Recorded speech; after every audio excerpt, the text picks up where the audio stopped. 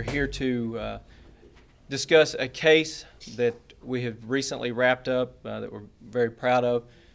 Before we get into that, I'd like to start off by thanking the gentleman behind me. I'd like to start off with Chief Larry Muncie, the Chief of the City of Madison Police Department, Chief Mark Hudson, the Chief of the Huntsville Police Department, Sheriff Blake Dorning with the Madison County Sheriff's Department, Assistant Special Agent in charge of the FBI, Robert Haley. And we've also got Johnny Cooper here with us. He's also with the FBI, standing behind me. Federal and local law enforcement officials have arrested 15 people in connection with a drug trafficking ring that operated Madison County for at least 9 years. This has been announced by U.S. Attorney Joyce Vance, FBI Special Agent in charge Patrick Maley, and me, the commander of the Madison-Morgan County Strategic Counter-Drug Team. The arrests in January and subsequent unsealing of a 2011 indictment are the culmination of a long-running investigation across North Alabama into a cocaine and marijuana distribution ring based out of Madison County. Local law enforcement seized about 10 kilograms, which is roughly 22 pounds, of cocaine during this investigation.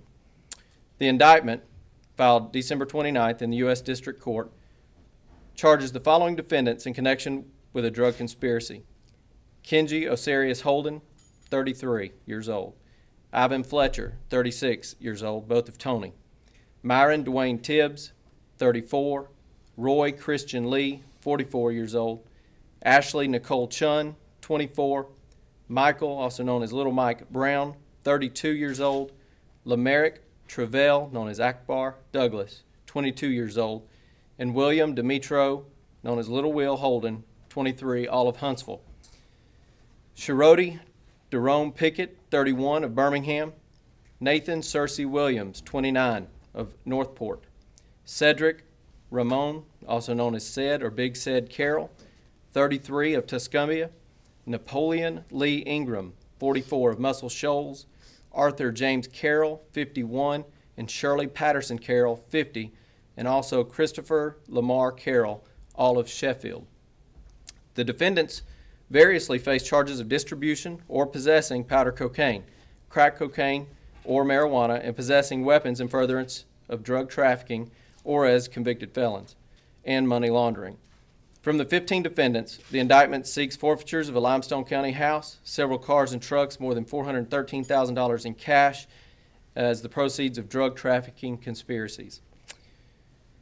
From the 5 defendants, it seeks forfeiture of handguns, rifles, and a shotgun. And from Williams and Kenji Holden, doing business as Spotlight Promotions, the indictment seeks the forfeiture of $29,815 that it charges was a part of a money laundering crime.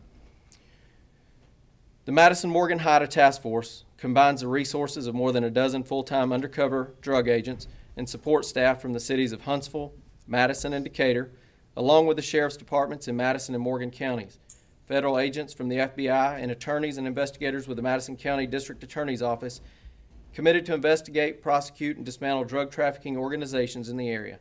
The Colbert County Drug Enforcement Unit and the Colbert County District Attorney's Office work with the HIDTA Task Force in this investigation. Assistant U.S. Attorney Laura Hodge is prosecuting the case. Those are the facts and the details that we can give you today about this case. I would like to take this opportunity to allow our chiefs and sheriffs behind me an opportunity to speak. We'll start with Chief Hudson with the Huntsville Police Department.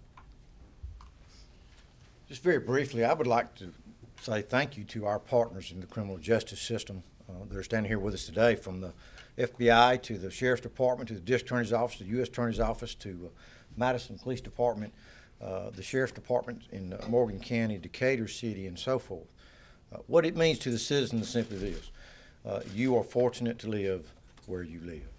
You have law enforcement officers and agencies and chiefs and agency heads who see the bigger picture and who work together to provide a safe community and a safe environment for all of us to raise our families. I know you can't turn those cameras around, I'm not asking you to, but there are some men and women in this room who are vitally important to our efforts in fighting illegal drugs in our community, and that's the STAC agents that are standing behind us. Ladies and gentlemen, thank you. We appreciate the job that you do. You're the unsung heroes of this situation, and right now, along with everyone standing up here with me, and for the citizens of this community and my mayor, thank you. We appreciate the job you do. This is just one situation that y'all created a huge success in our fight against drugs. So we appreciate you very much. Thank you.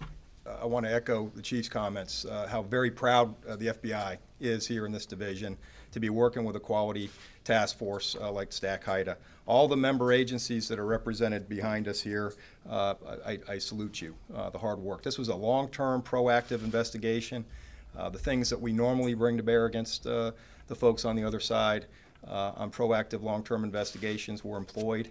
One thing that I did want to talk about just very briefly is part of the goal of the team is to hit the bad guys in their pocketbooks as much as jail sentences.